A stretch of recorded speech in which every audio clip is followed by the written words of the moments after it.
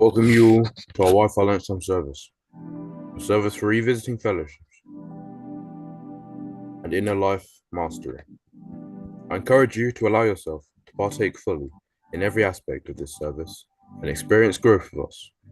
Relax and take a few deep breaths and allow gratitude and thankfulness to rise within you. Follow me as I go through these declarations.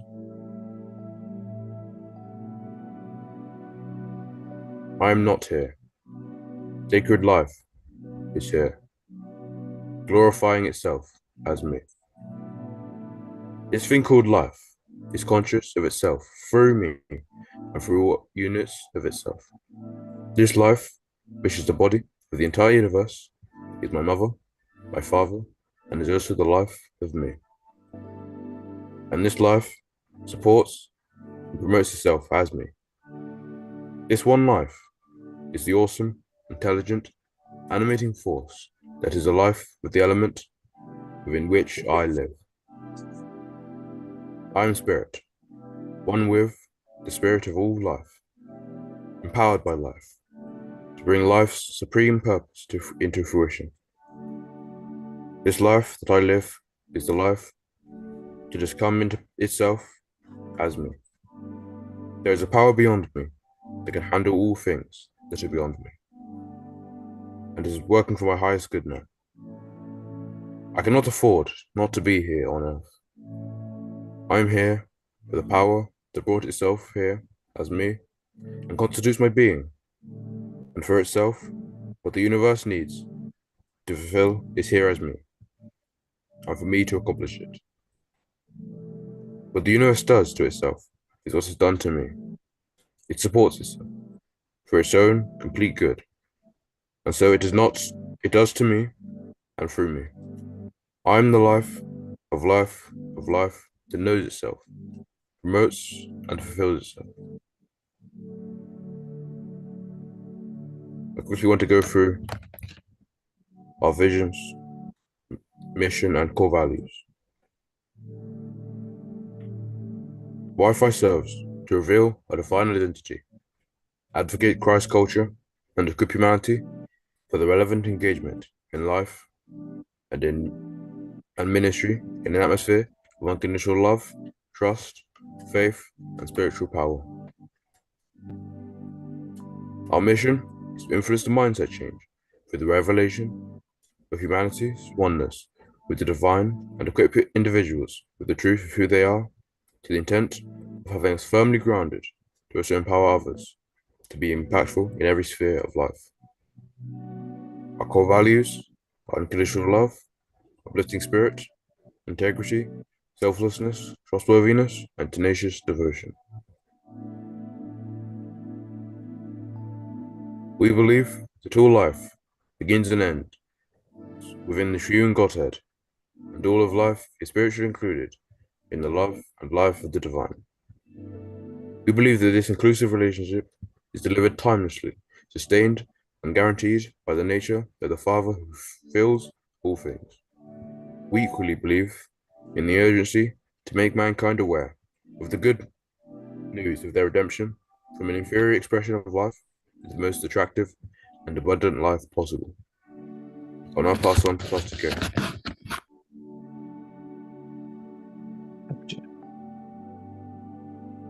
Hallelujah. God richly bless you, Joshua, for such a time, such a moment.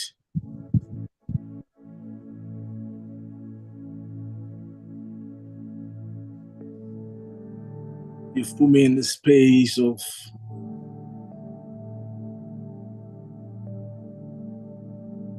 meditation. Just sat here. I was enjoying what you were saying. I was just meditating and then praying. Indeed, really, as you said, I'll urge all of us and our viewers, those of us watching that for the first time, to allow yourself to experience the life that is happening here on this page now.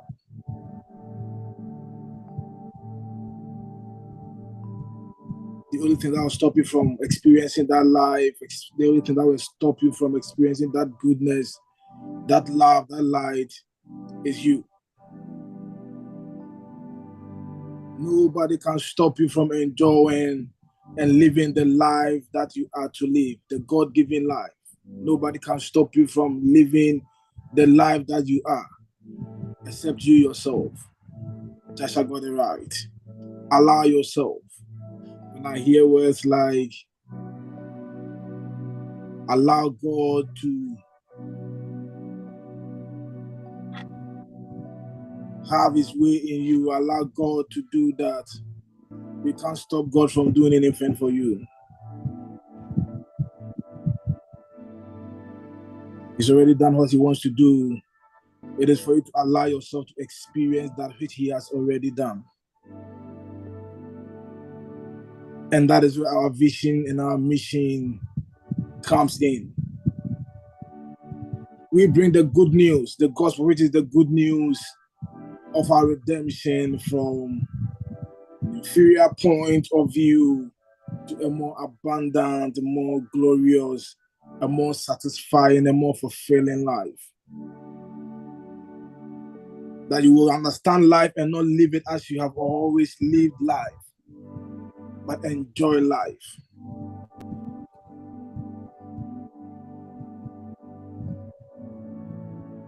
He said, I have said you are gods, and all of you are children of the Most High.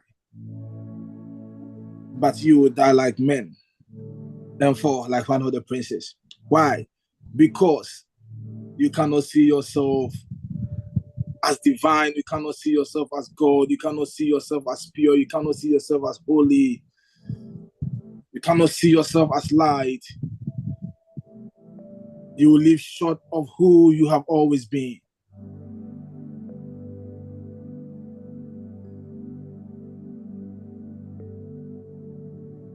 I have said ye are gods, and all of you are children of the Most High.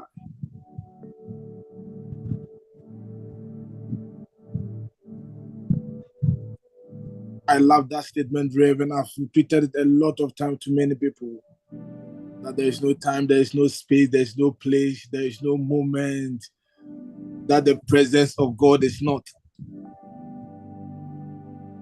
That thing cannot exist. It will not be. It will not even be in my mind. It will not be. You cannot even think of it because it won't exist. For me to think of the devil, it means the presence of God is in the devil.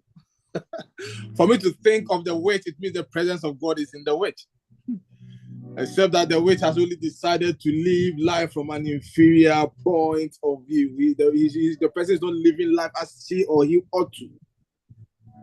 That is the difference.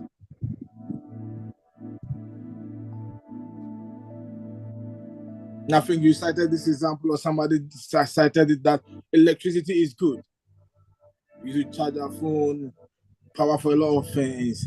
But the moment I use it to electrocute somebody, it becomes bad in that sense. It doesn't mean electricity is not good.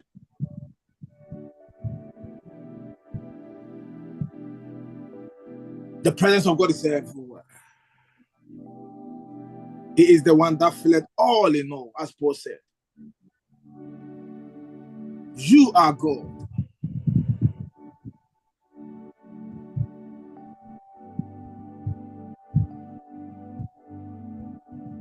We thank God for this understanding. We thank God for this great revelation.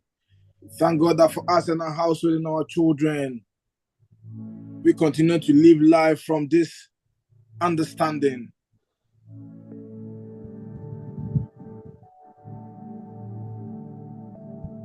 And I pray same for those of you watching us. Those of you who are in the state of contemplation. I don't know if that's the right word for what I want to say. You don't know whether you are going or coming. You've heard a lot and you are hearing this and it's become news to you and you don't know whether to believe or not. There are a lot who are in the middle. Somebody approached me today, Rev, the usual person, and he said, hey, you, now you have stopped church. I said, I haven't stopped church. I haven't stopped church. I come to church every day, but in a different way, in a different form. I'm here solely because people have not seen me participate in a lot of things like I used to. Don't get me wrong. They are all good. But I'm beginning to enjoy life, beginning to live life from a different lens. From the lens where I see myself as Christ is. As he is, so are you.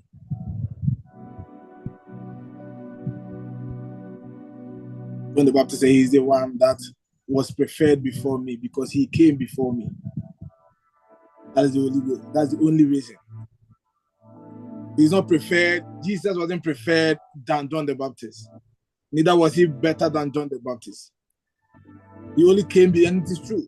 He said, before your father Abraham, I am. Christ has always been. Not in the form, in the person who came and walked on the surface of the earth, but Christ has always been. That is the only difference between us and Christ or God or Jesus as he came. But as he is, so are you. And so he said, I came that life that I am, you experience and you will live that life in abundance.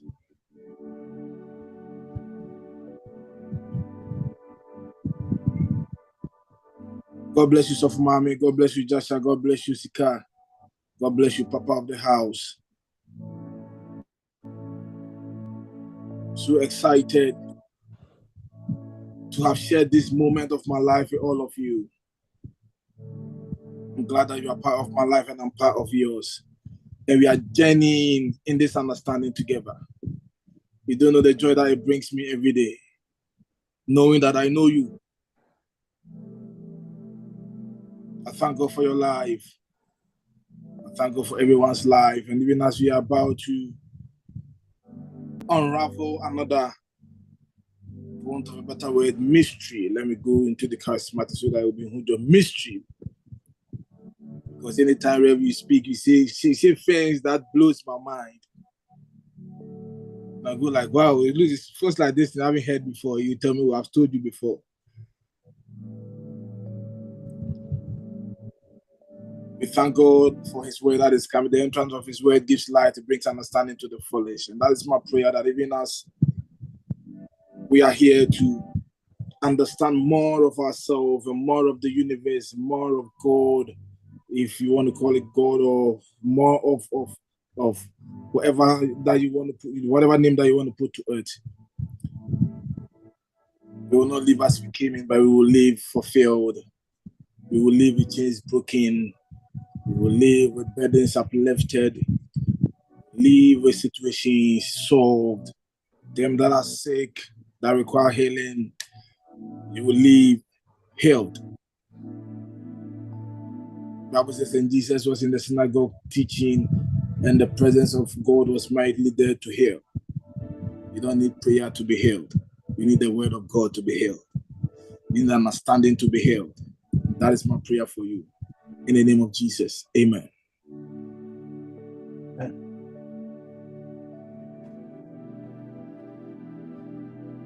Beautiful times. It's always a joy and a privilege to be here. It's one of the days that I feel like I could actually do with sleeping and not doing this, but we love being here. I always say you are the reason why I wake up. We are the reason why we do this. We are committed. To the very last breath we draw, we will continue to do this because I say with all passion that in my time, I will retire retirement. I will make retirement unattractive to people and make retirement something that... The word retirement will retire. Yeah, retirement. It was Ishmael, his life vision, his life mission is that in his lifetime, definitely,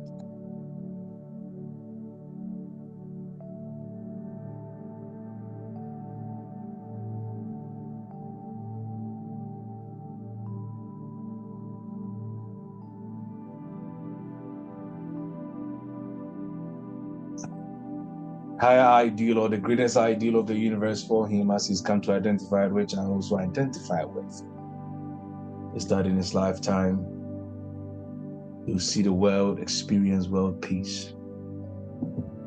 For that reason,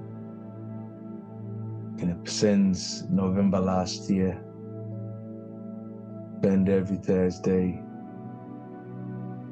sowing love and peace to the world. It's amazing. But last Thursday passed when we were on the line. I could feel the energy of about 7 billion soul falls.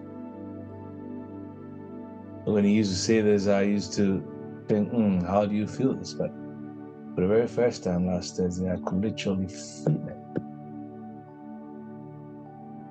And when you awaken to this, the news doesn't mean anything to me,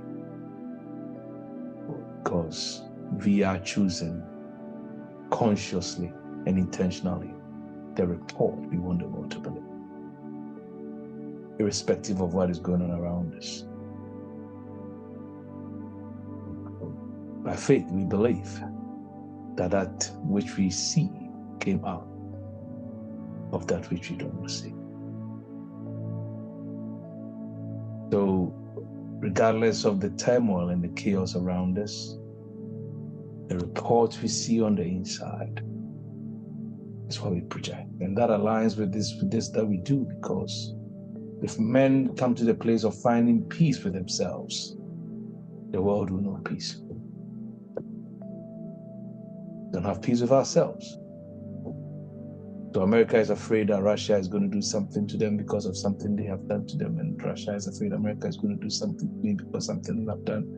China is afraid of Korea going to do something to me because of that. And our greed has gotten in the way so much so that everyone is afraid of someone. And that appears to be the case of the fallen soul. The fallen soul, in what sense? The case of the soul that has lost touch with consciousness. We heard your voice in the garden, and we were afraid because we were naked. We were afraid because we felt exposed. We were afraid because we felt that that which we were not comfortable with has suddenly come to life. We are afraid because we started to care and bother about things that we didn't be bothering ourselves with. We were afraid because we started to flex with having distinctions between good and evil. We were afraid because we have lost our divine innocence and beginning to cope with various forms of judgment. So when I say in my time, will retirement, what am I really getting at? In my day, my desire is to awaken as many to the fact that we live life enjoying every moment with what the moment presents. We live life with the understanding. So it's a genuinely, if purpose has gotten hold of you and you understand why you are here and the highest ideal of your presence here in this space and your existence, human, in this form, right here, right now, what will make you even come to the points of thinking, I'm tired, I've got to stop doing something. I've got to stop being the divine, the wisdom. I've got to stop expressing the divine mandate given me. I still can't see. Because we run out of energy. But the youth fall and the young men grow weak. But they that wait on the Lord, they have renewed strength. They soar with wings like eagles. So the journey of the one that is awake starts with a flight. Why don't they start crawling? Why don't they start walking? They start soaring. They start with a fly.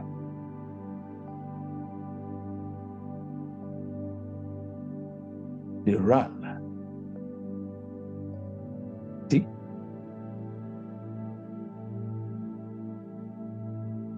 They walk and they are not worried. They run and they are not tired.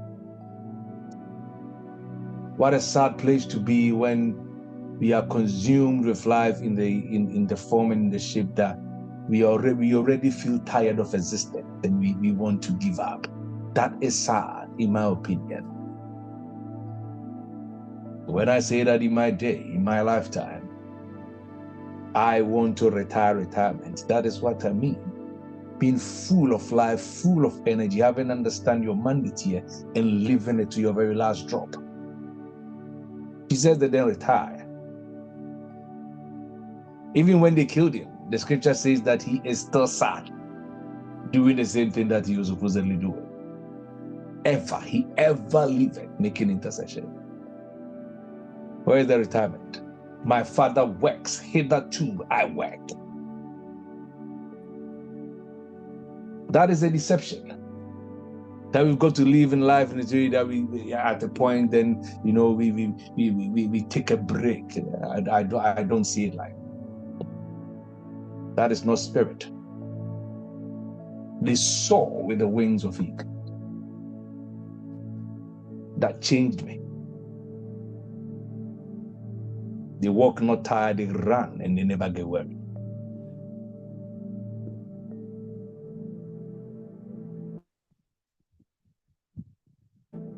Revise that. It's because you see, it's because we live a life of not enjoying what we do. Everything, all of the things we bother ourselves with, they are a burden to us. That's the reason why we want to retire from them.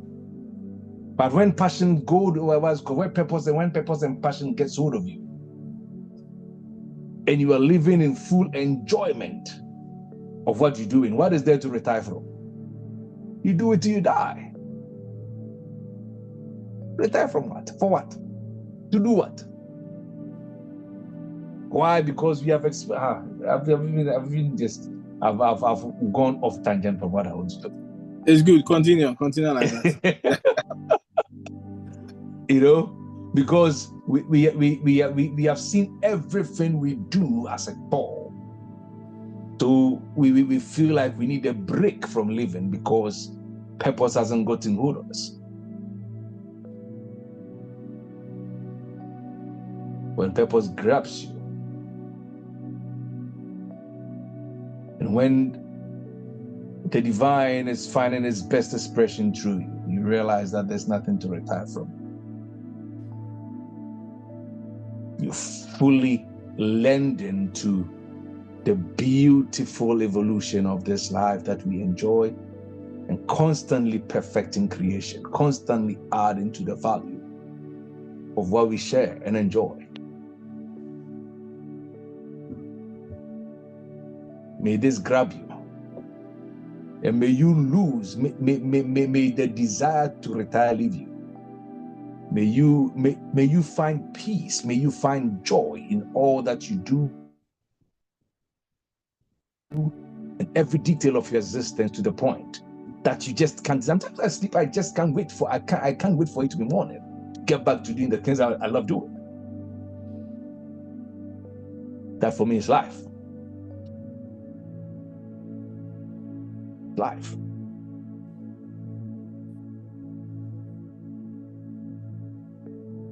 Why are you laughing plenty like? It's doing me logo legi. It's sweet. Go on.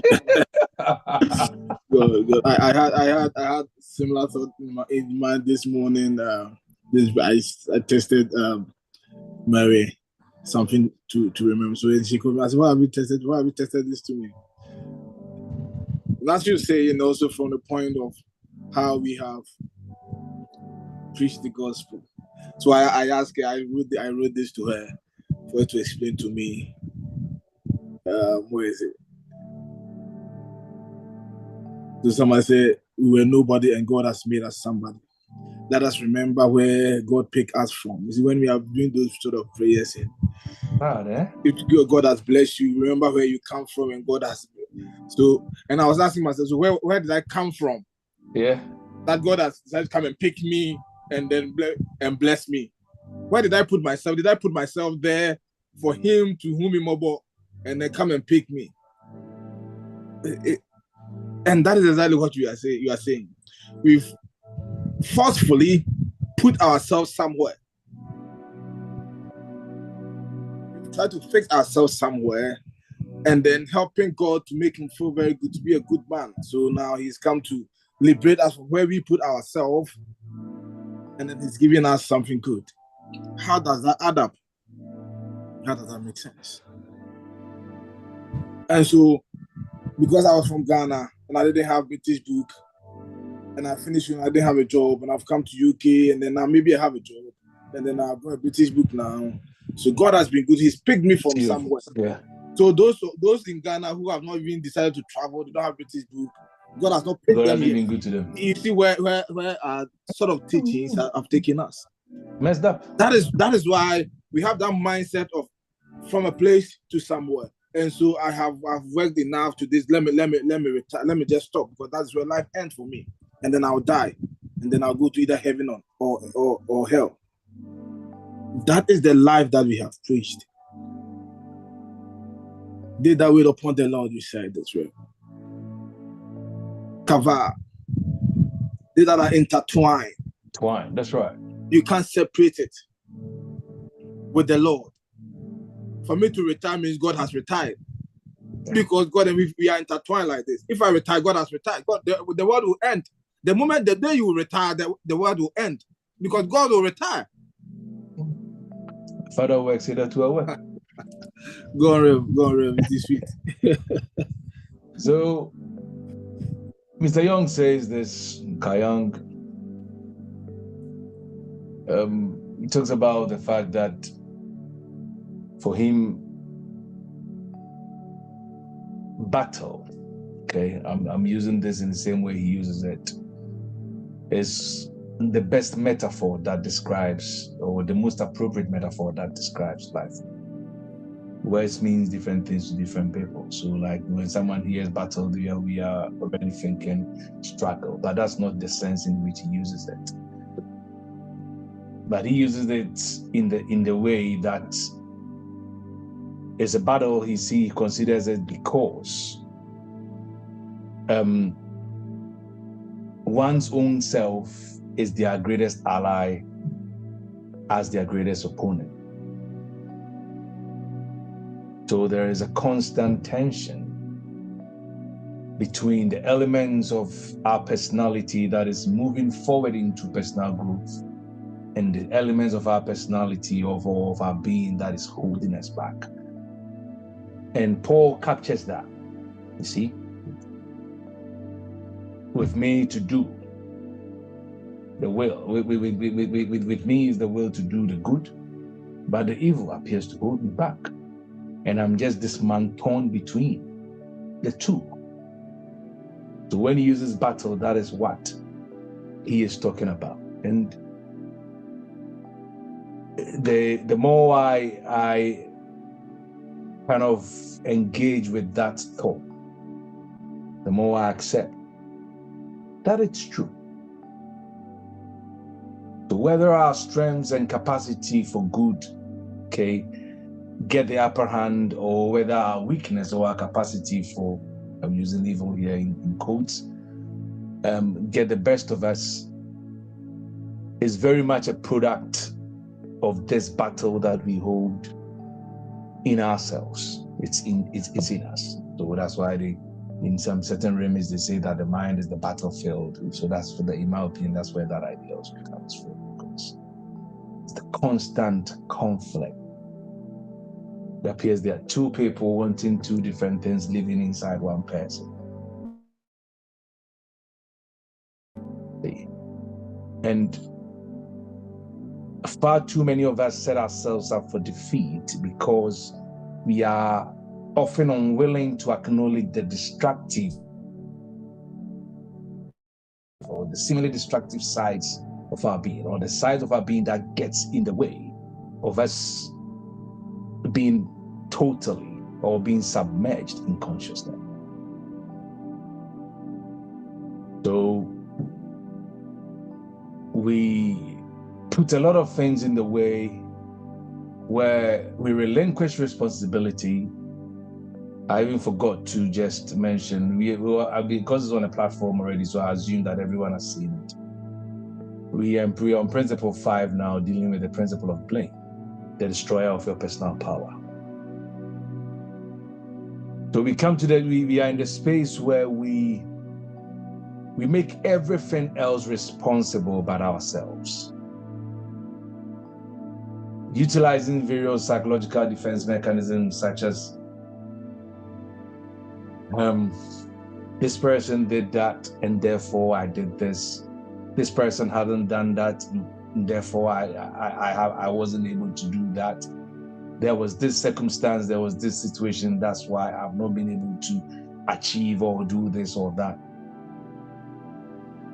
And I think that is one of the ways to stay ignorant of our own weaknesses, stay ignorant of our own fault.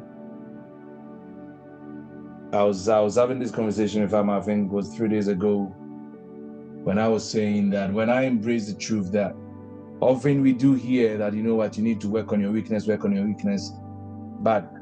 I think differently. Why should I be working on my weakness? What do I achieve by working on my weakness? If you have a choice of working on your strength and working on your weakness, which one would you work on? Supposedly.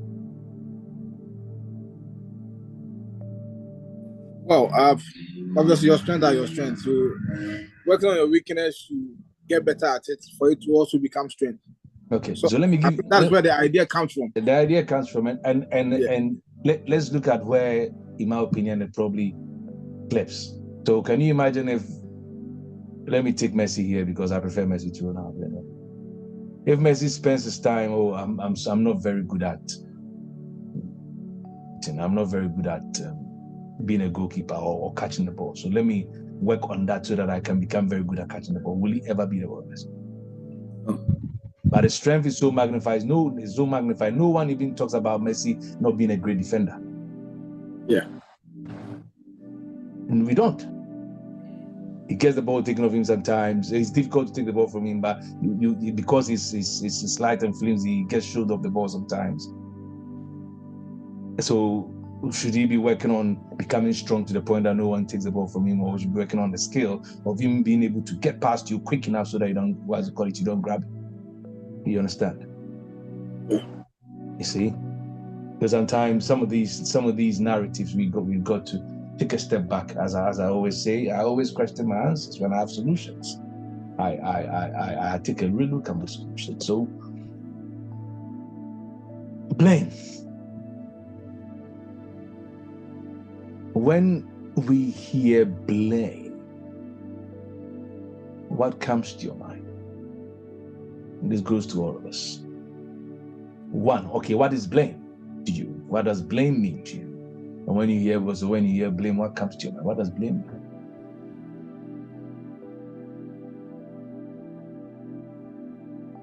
That goes to all of us. What does blame mean to you? We are live, so I encourage you, if you're talking, let's try and get our words out quickly, unless you're thinking about it or going to first. Terry Berry, what does blame mean to you?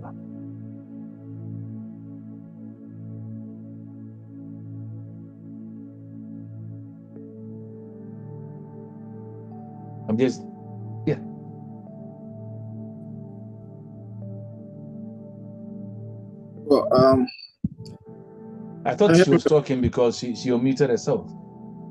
Oh. Okay, she wasn't. Well, Google says blame. Google. Yeah, it's feel or declare that someone or something is responsible for a fault or wrong.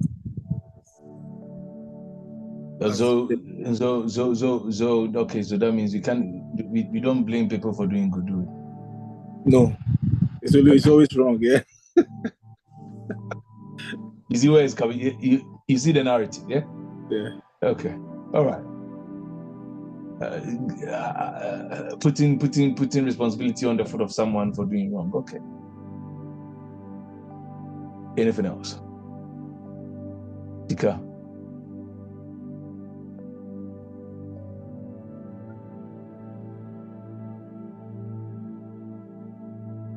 When you hear blame, what comes to mind? What does blame mean to you?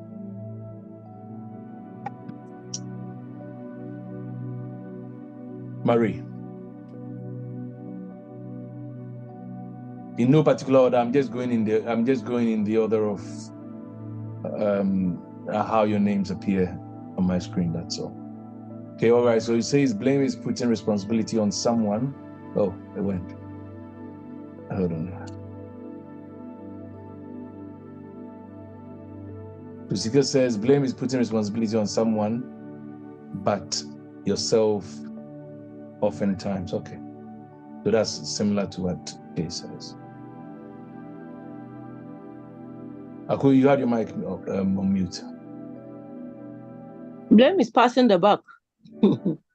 We always pass the buck, right? Like in the book of Genesis, Adam passed the buck, Eve passed the buck, and then it went to the snake. Yeah. So that is a very typical of us, always passing the buck. It's not me, this one made me do it, or this is because of that. That is the reason. So that's how I see it, passing the buck. Good. And that is the example, the primary example that we're using for this lesson anyway. So it's good that you went there. It's good. And it's quite interesting that starts at the very beginning. It's interesting. Jay, what does blame mean to you?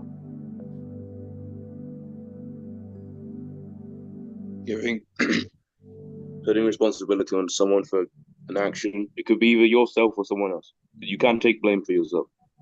Okay. It doesn't always help people. And that's very true. It's not always about people. It could equally be yourself. That's true. Thank you. Albie.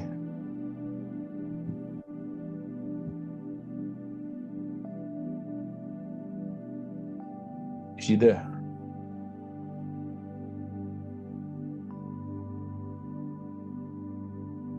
Okay. Interesting submissions there.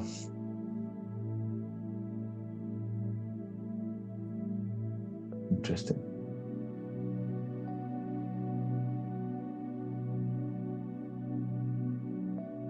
So let's look at it from the perspective of first from making others responsible for stuff other than ourselves. And I love the example that Marie gives, because that is the place I wanted to start from. So I'm not sure if you've ever thought about this before. I'm even surprised that the serpent didn't even blame God, apparently.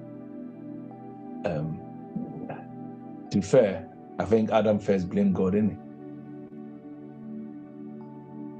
You know, he said that the woman you gave me. The woman you gave me. You were sat in somewhere and then you brought a woman. Exactly. But obviously we understand that these are allegorical stories. I don't want to go into that. We're just taking the value for what it is, just to teach a point, because that is what it's for. And has it ever occurred to you what would have happened if the man had accepted, or they, talking about, let's say, let me use Adam and Eve.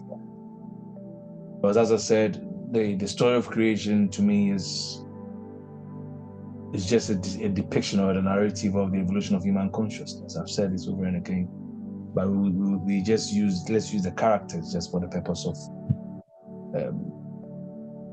illustration. So have you thought about it before? Had the man or the woman accepted that, I put my hand up?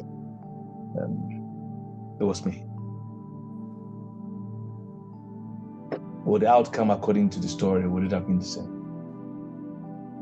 Let's make some extrapolations.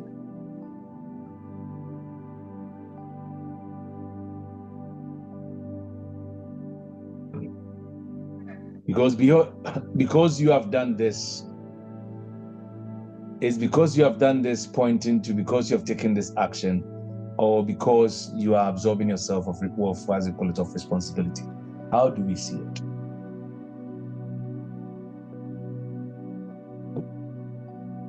Say the question again, please. So what I'm trying to say is, have you ever thought of it? That assuming they accepted responsibility of their actions and didn't keep passing blame around, what could have been the outcome based on what we know? And I asked that question for a reason. And when he says that because you have done this, you eat the ground from which you eat is cursed, and from what they call it, it's how you do thorns and thistles, and you are going to eat by the sweat of your brow. Was it because they had eaten a tree, or could it also be seen that because you are unconscious of your actions, this is how you're going to see, this is how you're choosing to see it, and this is the consequence of your choice to not be responsible?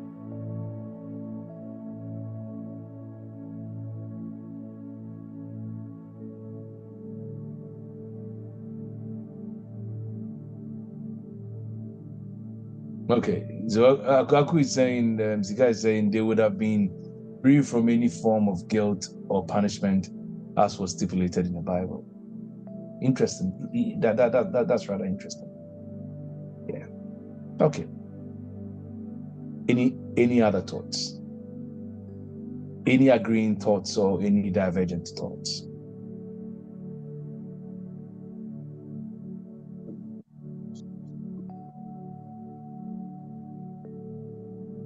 For me, it's hard to answer the question based on how I understand that story now. Okay. How do you understand the story now? Oh, let's not go there. No, Let's go. No, let's not go there.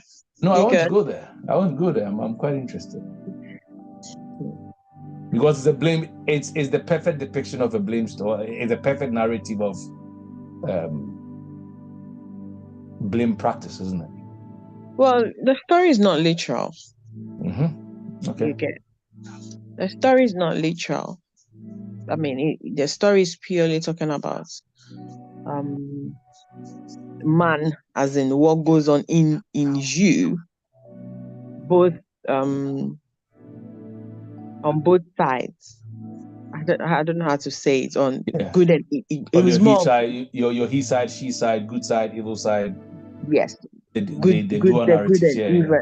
Mm-hmm. So that so it's happening in man, in a person. So the story is seen as okay, two people, but it's one person. And yes, we do sometimes, blame in your head or in your mind. You're blaming yourself in your internal conversation.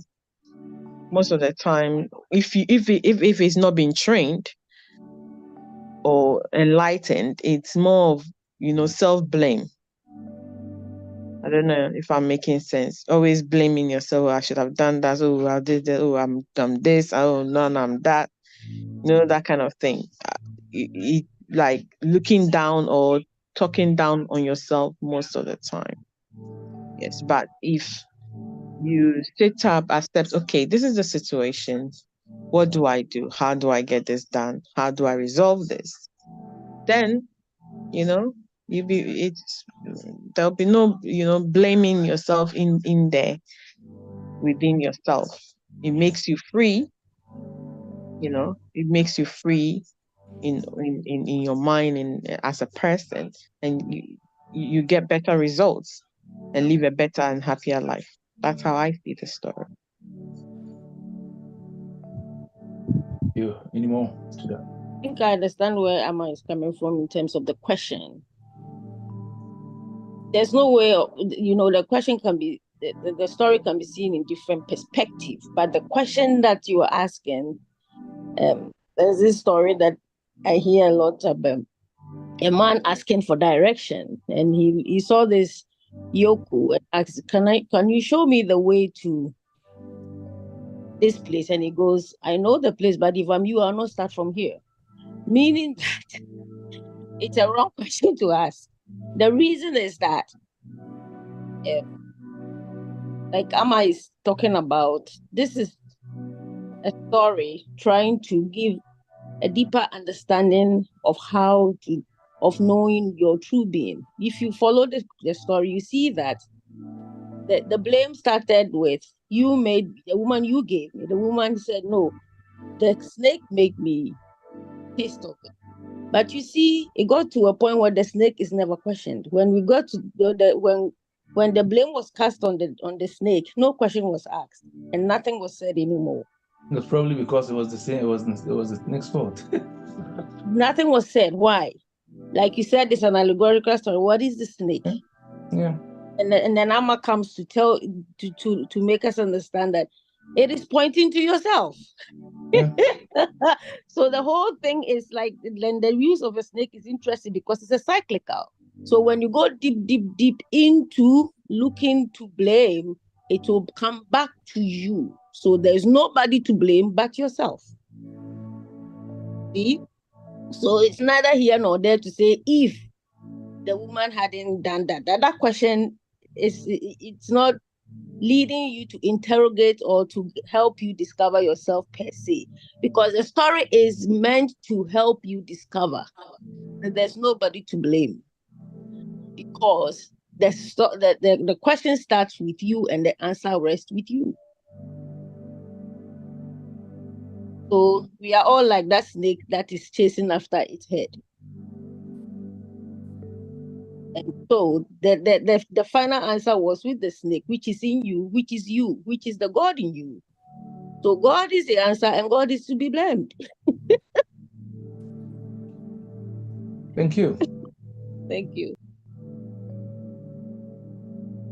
Any more? Well, I was just going to play the devil's advocate and then also take it from a different perspective. As Sister Mary said, we are seeing blame games there. Adam blaming God, or blaming the woman also blaming the snake. I'm not seeing blame games there. They are speaking the truth, because it is true. The woman gave to Adam, so Adam only said the truth. He said, the woman you gave me to eat. The woman also spoke the truth. She wasn't blaming anybody. She said the snake gave me to eat because it was the snake who gave her to eat. So there was truth there. They were all speaking the truth. Statements of truth. I'm not seeing. I'm just playing the devil's. I'm playing the devil's advocate. I'm not seeing blame games there. I'm seeing people being confident and saying the truth. What really happened? So in other words, you have been an advocate for the snake. If you are playing that, I'm speaking for the snake. It could be so, because Adam spoke the truth. He said, Adam, why did you do that? God should have realized that it was the snake who did it. God didn't know. So he comes to ask Adam, and Adam told God the truth. The woman also told God the truth, the snake. That's why Stamai asked. God didn't ask the snake because they all put it on the snake. Because God is because God is the snake. I'm only seeing confidence, being bold, and saying the truth there. I love this. Interesting submission. You know, and sometimes that's the challenge. I always say that if you read the scriptures and how do you read it? How do we understand it? If you have a conversation, Kwame plus analysis is good. You see, so it is beautiful, and I you see, I remember we remember very well about 3 years ago we did a text on on the Genesis story, and I shared my thoughts on the Ouroboros snake, which Marie brings up, and its not significance, but the depiction, because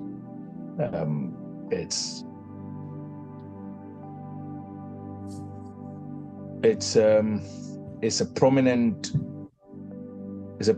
symbol in Kemetic practices, or in Kemetic culture, and it's a symbol of life. And the fact that if you go on a mission or pointing fingers, you end up chasing after your own tail. It's just basically that's what it is. That where it starts is exactly where it begins, and there's no getting away from it. So it's quite interesting, the sort of things we have all brought out in this space, where there's no really. I'll kind of extrapolate from what Kay is saying a little bit, that on the surface it is blames, but equally true is the fact that it ends up being that there's no place for blaming, because it's a never-ending mission. And with what I said earlier on, when we become oblivious of, or we become ignorant of our own, let me use the word failings here loosely, or of our own misgivings, what that does is it impairs our consciousness, and it elements of our personality that desire or that require polishing, they get relegated into unconsciousness. And that's why in certain psychological, psychological circles, they talk about shadow work, which essentially we build and develop shadows, which we attack with our projections, purely because we create monsters that we get afraid to look at, we get afraid to deal with, we shy away from, we are uncomfortable with. They lurk in the background and they militate against us. They become the opponents that fight our good cause or our glorious evolution. And the worst blame of all, I'll take it from where Joshua also brings it from, is self-blame. Self-blame is not the same as taking responsibility. They are two different things. One is fault finding, the other is poised action. See? And it's useful for us to know the difference.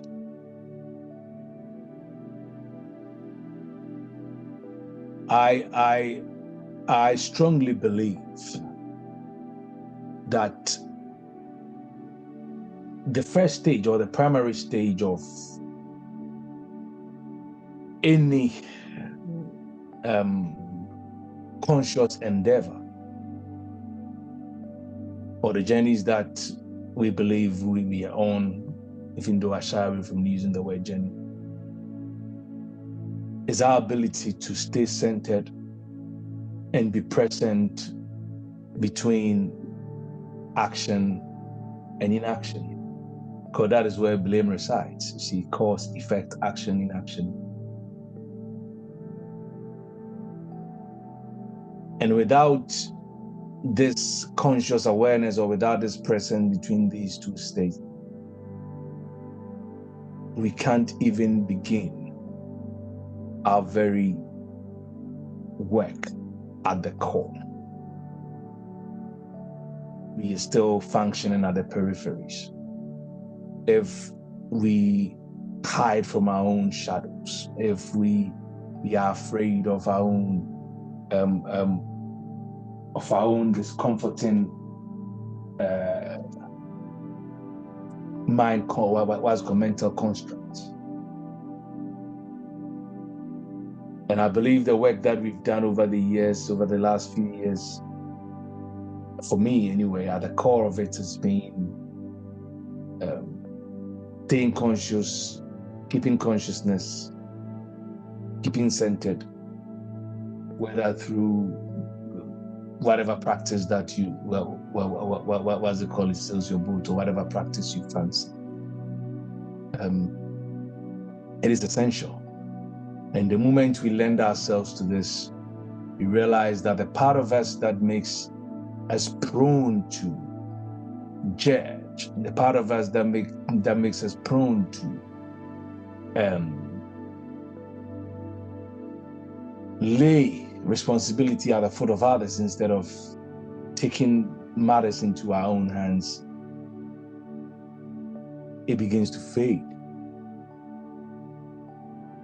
You see,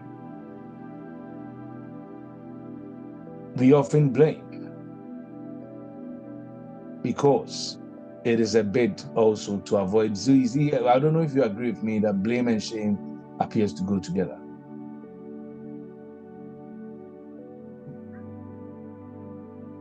Do we agree?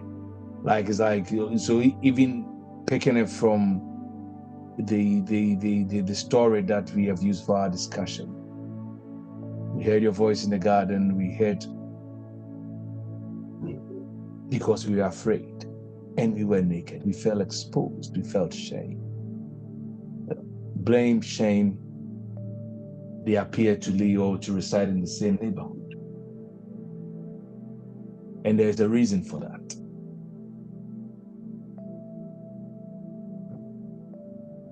Because the egoic mind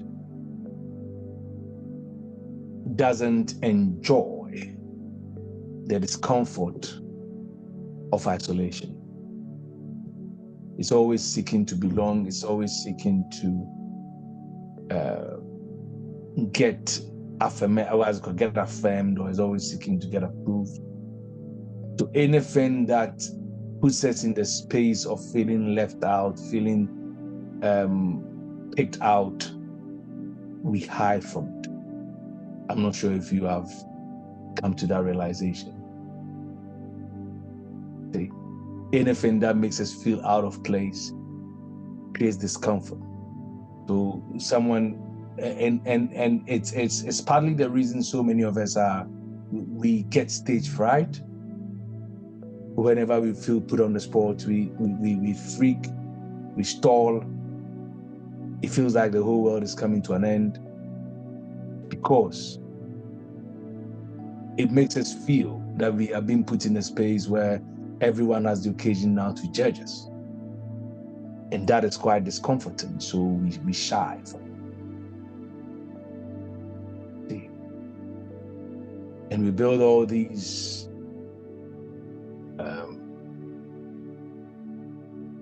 monsters. I'll use that because that's what it is.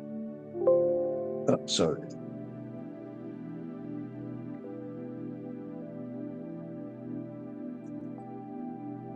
Let me answer.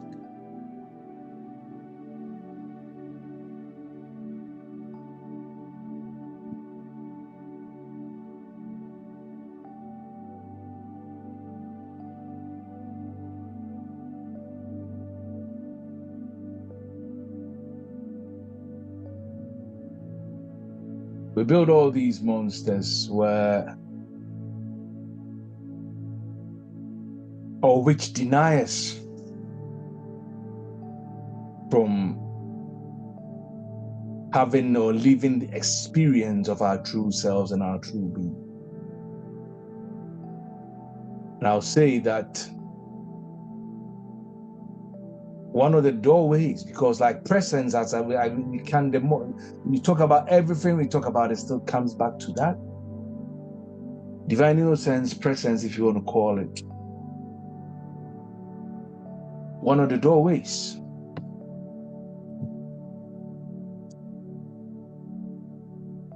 is to totally accept whatever the moment is presenting. If we are accepting things for what they are, if we are accepting whatever the moment is presenting, it becomes difficult for us to get bugged with all these, I'll say, irresponsible tendencies where we want to point at every other thing else but ourselves. It even shows in the way we deal with others.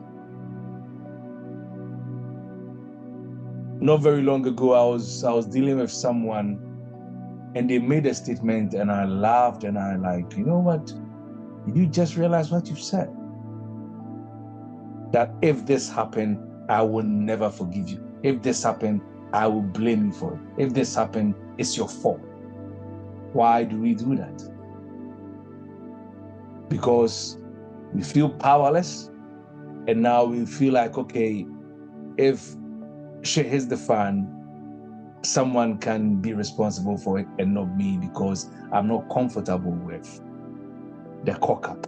I'm not comfortable with the failure. Or the perceived failure. I'm not comfortable with the name calling. I'm not comfortable with being fingered. I'm not comfortable with being inexcusable. So let me blame someone else for it. Let me make someone else responsible for it, so that I don't have to deal with the shame. And this translates into how we deal with each other. I'll bring forgiveness into this picture because it is. Whether it is ourselves we are not forgiving or someone else you're not forgiving for an action, we are all for an outcome we aren't comfortable. So we constantly revisiting the past to deal with the present. There's something that I picked up a couple of years ago that I have made a focus to continuously grow and expanding.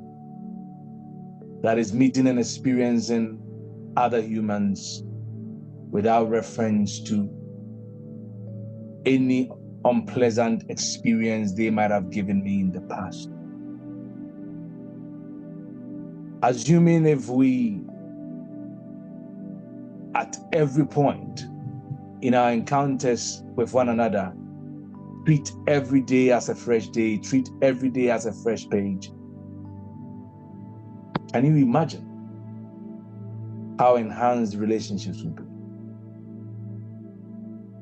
Pastor K is calling me. Every time he calls me, he doesn't get me. My own brother says, oh, you say, Maza, you have put me on do not disturb. So every time I call you, don't pick up to call someone else before I get you. So it's a precondition, isn't it? So if he's calling me and he's already assume that, you know what, this guy, every time I call him, I don't get him. Where's the surprise then if you call me and you don't get me? Is the narrative you have reported, and it's what you've made yourself believe. And that's the reality you're getting. And funnily enough, most of the times I see his call and I'm like, when did he even call me? Because I might not have even noticed the call. Before I see it, it's already missed. It happens all the time. You see? But he's there thinking he's ignoring my call. Meanwhile, I didn't even see it. It's the narrative is born. So we constantly revisiting the past in dealing with others in the present. But if we can begin to meet and experience others without reference to any unpleasant or any undesired outcomes in the past, I'm only saying what if. It's a lane I'm continuing to grow. Because the choice of experiencing people fully in the present without making any reference to the past is a doorway to true present, in my opinion.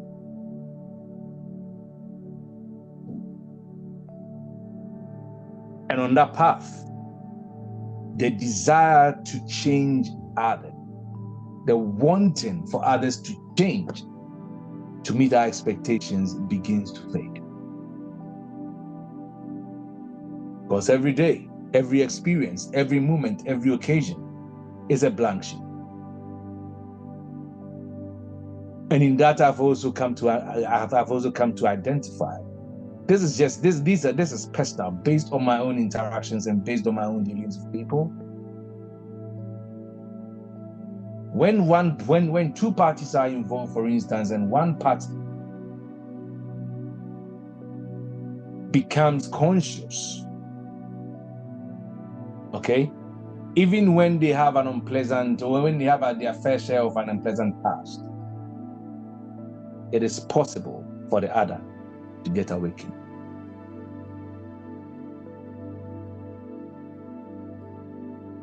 It is possible, highly likely, that the other will get awakened. And for me,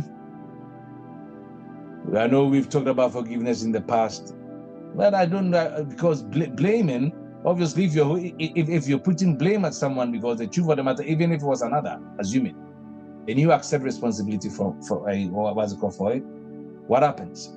It stops the other from carrying the burden of the cause, isn't it? Doesn't it? That is also forgiveness. You bury them up. You bury them up.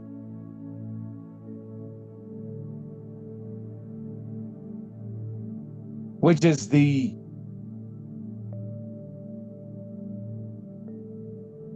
permission we give ourselves to enter the state of presence, so that we lose our conditioning with past unpleasant circumstance. This person has always behaved like this. This person has always done this. So they are always going to behave like this. They are always going to do this.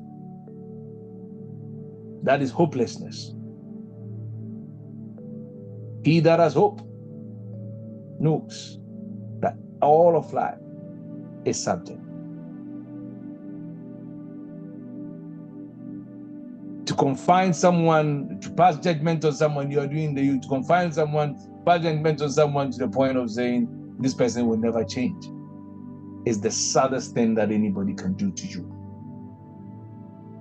This person will always be like that. Who told you? You know tomorrow. When you don't even know the next thought that will hit your mind, you don't know what you don't know. You don't know what you'll be thinking the next moment. And you think you know enough to know that someone can't change or someone won't change, someone will always be like this. Old habits die hard. We make statements like that to make excuses for those.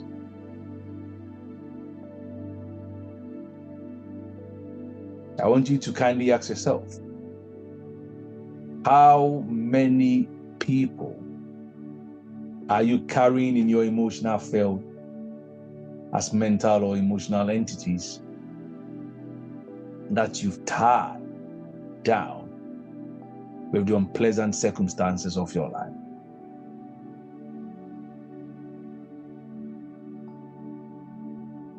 Who are you making responsible for the unpleasant outcomes you have in your life? The day you put your hand on your chest, you look yourself in the mirror and you say, I am responsible, is the day everything changes.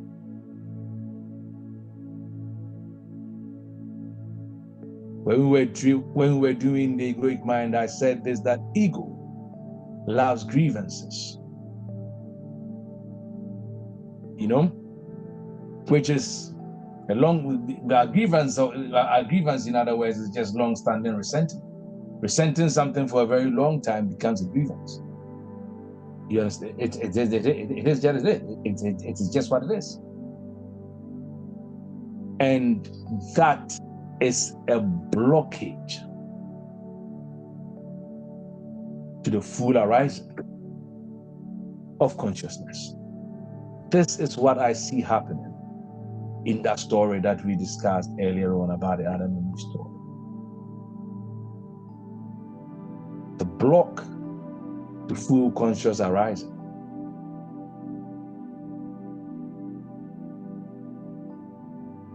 Dancing around the issue and being scared of our own shadow. Being scared to deal with what frees and liberates.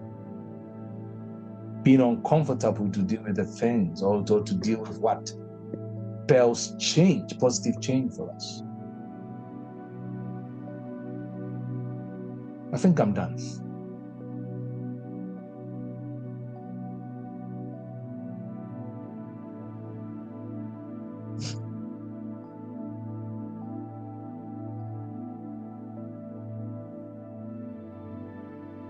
Bless you, sir.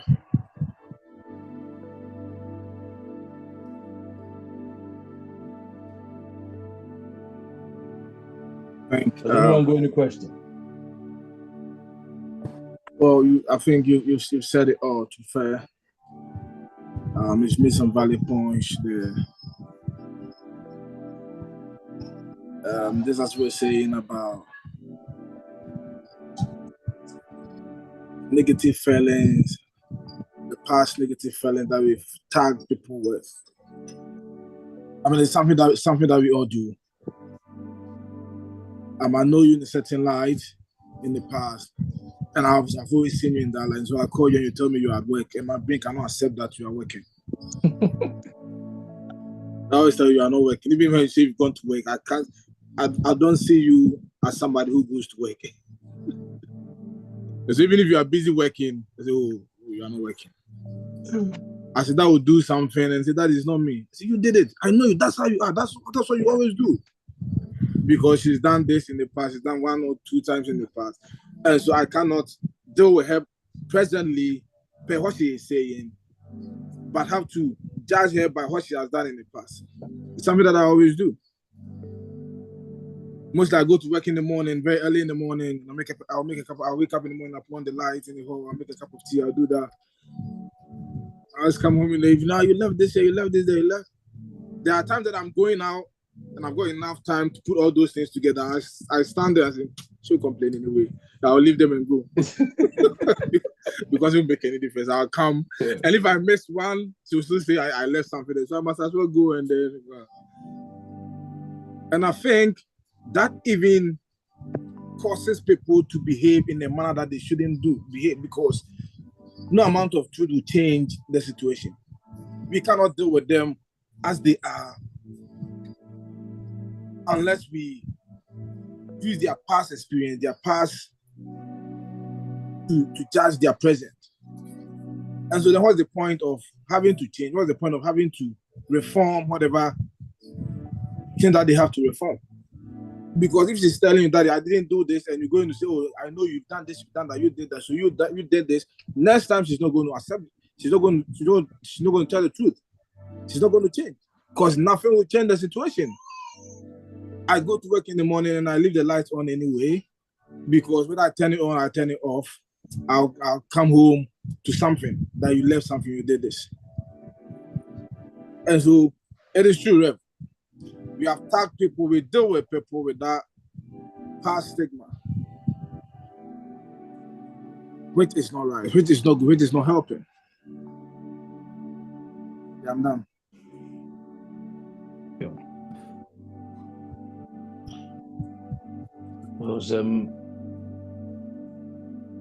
Blame is a conscious surrendering of your power. Well, when we were looking at the principle of pain, I think I said that in reclaiming your power. And it's not just surrendering your power, it's abuse of your own power, because whatever you blame, it becomes superior to you. Whatever you make responsible for anything in your life, it becomes superior to you.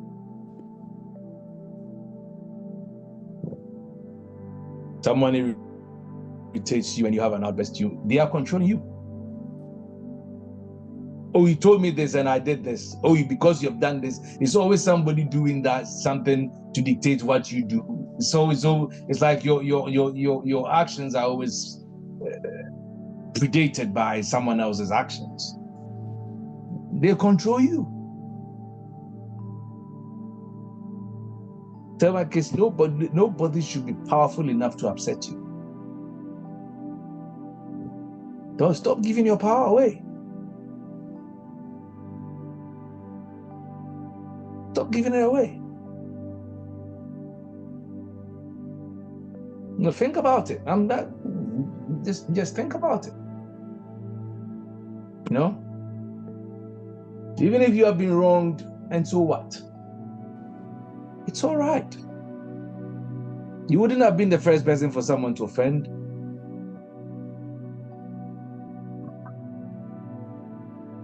Another person might have suffered the same offense, and they dealt with in a way that empowered them. They dealt with in a way that freed them. They dealt in a way that made them feel more potent. So why do you have to make yourself victim? Whatever wrong anyone does to you is not a reason for you to fail. It's not a reason for you to lose your charm, lose your joy, lose your peace. I stopped giving people a piece of my mind a few years ago. That's why I used to say humorously, go about giving everybody a piece of your mind, very soon you're going to be mindless. You're going to be without brain.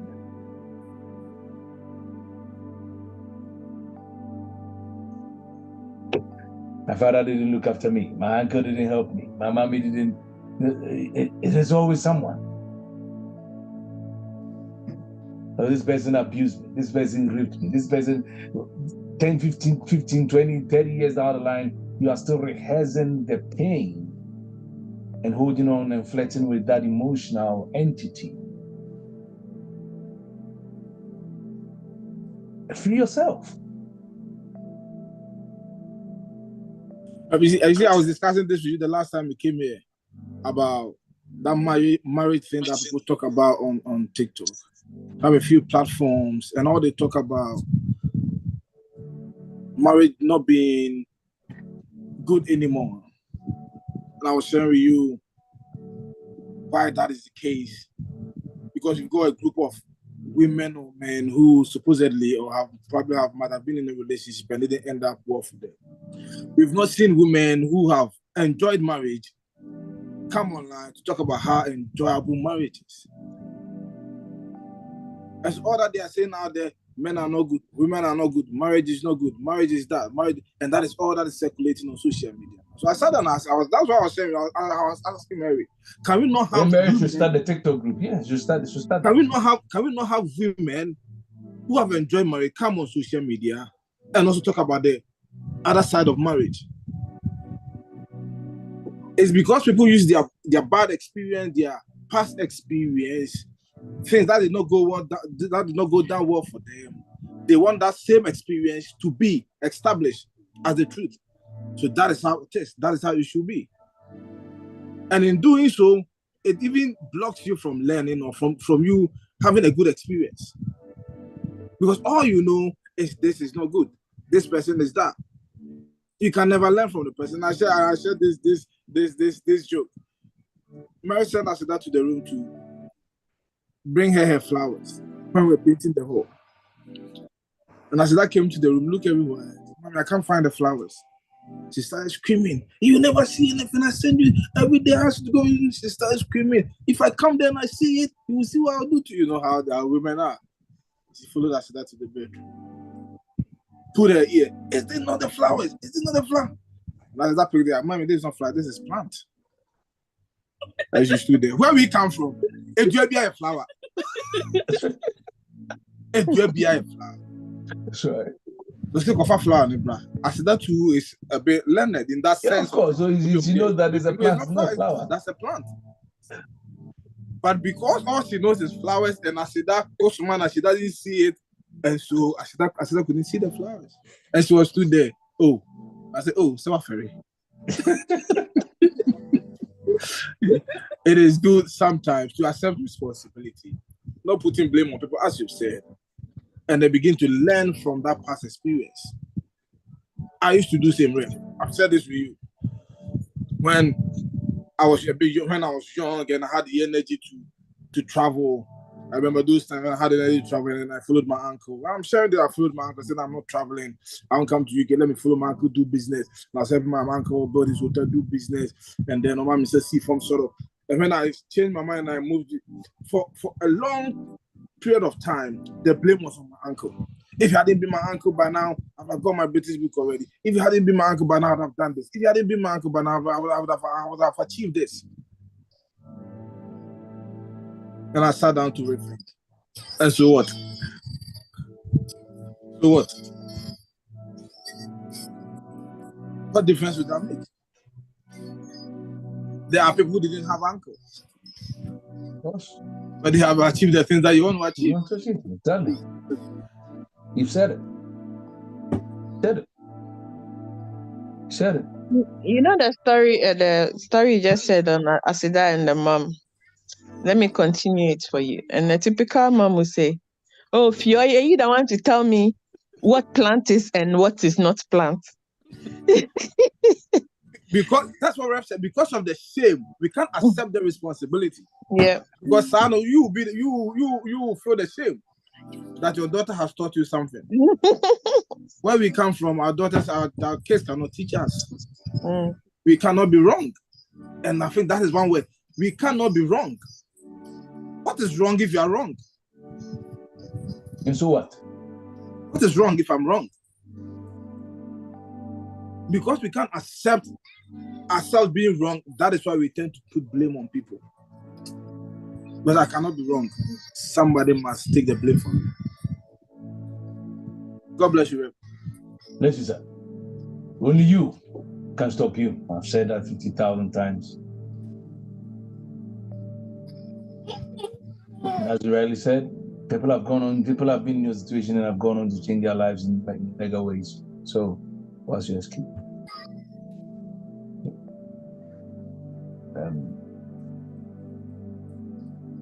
Whatever entitlement we give ourselves to, or whatever justifications we give ourselves for being a certain way, entitlement to certain emotions, certain feelings and all of that, I say, you are entitled to your own feelings, so you choose how you want to use it. If you want to use it in a way that exalts you, if you want to use it in a way that drains you, it's entirely your choice.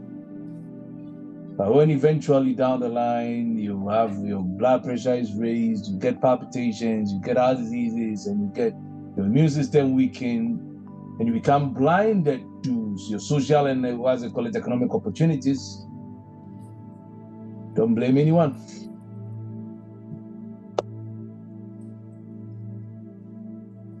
People who are given to blaming others, think about it.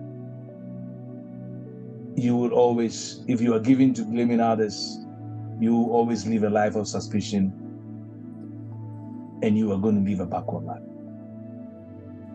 Because that will rob you of your happiness. And you, because basically what you're doing is you're just giving yourself a reason and an excuse to remain small. Free yourself. Be free. But don't you see that at the macro level is the same, where we have blamed, as a country, we blamed slavery. We've gone really back. I think there's more to even what we read in the beginning of the Bible is just telling the human nature. I think like that is what we do, right? Of course.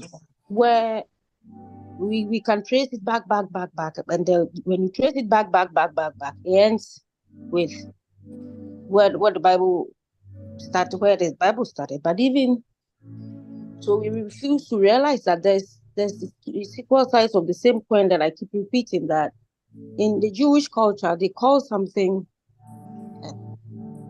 ahintadanka, meaning yatsehara, the irreducible rascality of man, meaning that there is an aspect of us that will always want to blame, that will always the tricky side of our being, where we refuse to see that. We always want to see the good part and not the other side. And so that is why we want to blame somebody for it, because we don't want to take responsibility for what is happening. That, you know what, this is another side of me that is showing up. Even though if it may not be coming from you, but somebody might cause it to trigger. And then we want to say, because you did this, I'm angry. Because you did this, I'm angry. No, the anger is waiting to happen. It's just that somebody triggered it and then it showed up. So the next question is, what can you do with the anger? Which we call indignation, meaning something beautiful can come out of that anger if you know what anger is, if you know what the purpose of that trigger is. It's just letting go of whatever the negative feeling, whatever, not to react to it. You understand? So then, like, Africans have blamed slavery. I mean, I'm not saying we should ignore the history and all that, but we dwell so much on that we forget the present, where probably we don't even live our lives the way we're supposed to live it, because we are always cutting our mind back and blaming and blaming and blaming and blaming, living in the past. And then if we don't want to live in the past, we live in the future, which also hasn't occurred. So we miss the present, where everything is, you see? So it's a problem at the micro and at the macro level. It's like you can trace it everywhere. We're blaming everybody but ourselves for everything that happens to us. And yet we understand that all things work together for good. So if that all things work together for good, could it be that whatever the person did to you is working together for good? Could it? I'm just asking. It's a rhetorical question. Could that be that, oh, you know what, it's working for good, meaning that it's supposed to happen? Could we also argue it from that stance and not lay the blame? Maybe that takes us to a different level, right? And reveal a different understanding that, you know what, maybe it leads to self-discovery. And so that's why the Genesis story is leading to self-discovery. You blame and blame and blame, you come back to you. No, exactly. The truth is, I'll just say this and then always pause and ask yourself a very, very simple question. What lies between action and reaction? Think about it.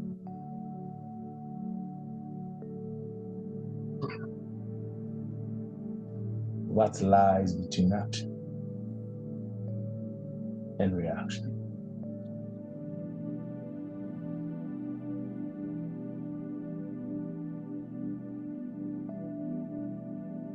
And what Ma said, I think once we are done with this series, I'll pick that up.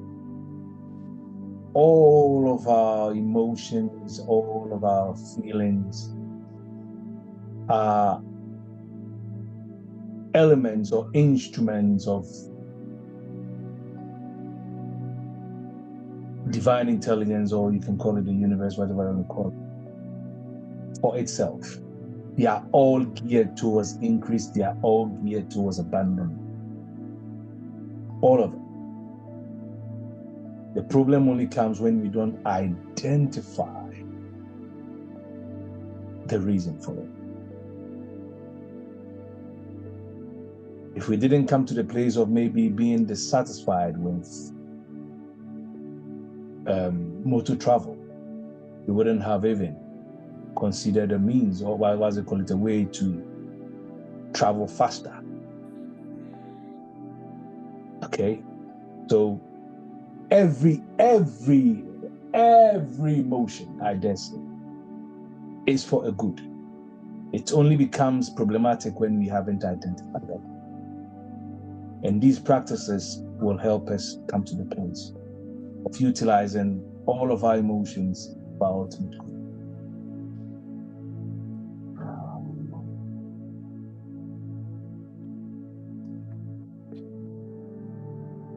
Someone says something, urea. Someone does something, urea. We have become objects of reaction. So we think that because it comes spontaneous, is natural. Well, I say this with all humility. There's nothing natural about reaction. All of our reactions are just pure pre-programs. Nothing natural or nothing spontaneous about it. Ask yourself, I'll leave you with this question. What lies between action and reaction? Meditate on it. It is you. Meditate on it. See?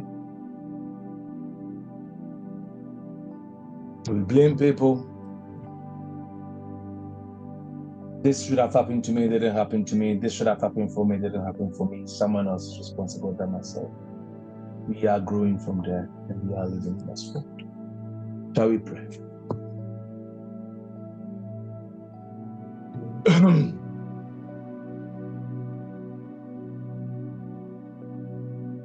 Allow your eyes to close.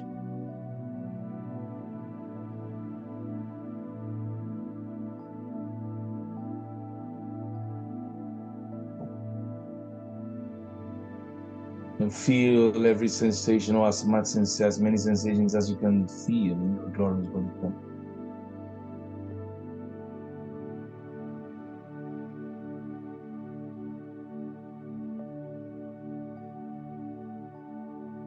Feel the warmth of your breath.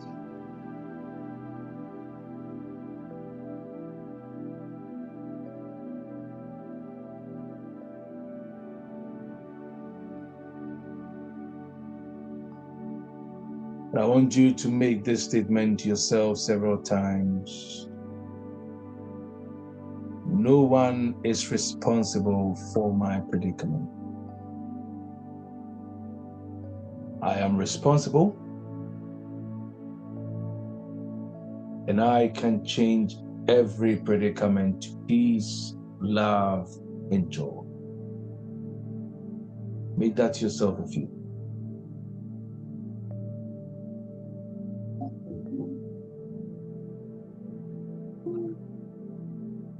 And as you make this statement, I'm sure by now you've gotten used to this practice. As you make this statement, listen to your life and notice what events this statement may be addressing.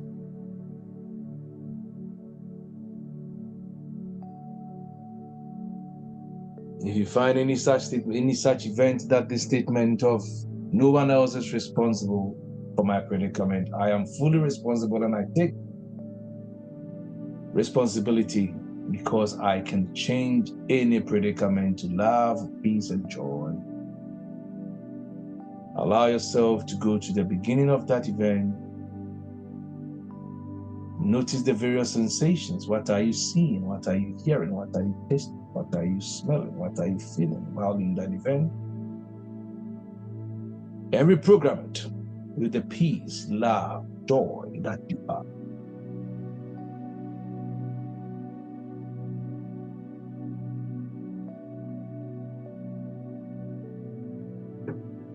In the instance where you put blame on someone, what was the expression on their face?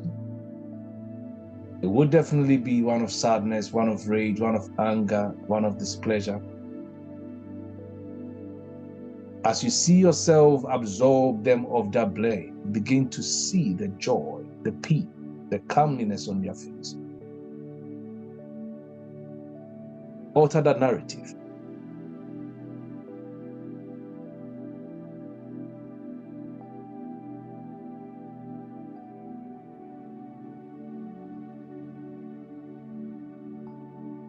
Repeat the statement 2 or 3 more times and see what other events come up as you repeat it. And do the same.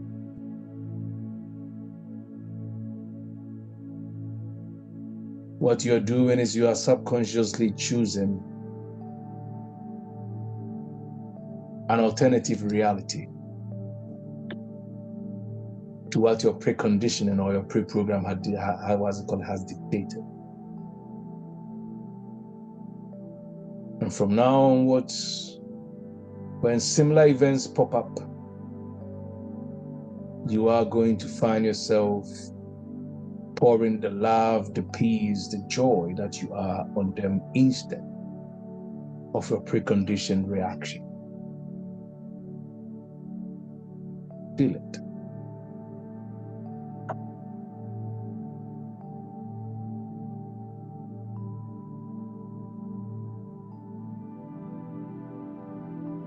And when you are thoroughly satisfied, deep breath,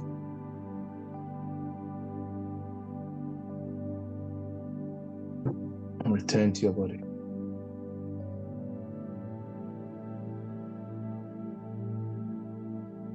Now rub your left cheek with your right finger, or with your right hand, your right cheek with your left finger, with your left hand, and feel the difference in sensation. And once you have so done, open your eyes and give thanks for a new you.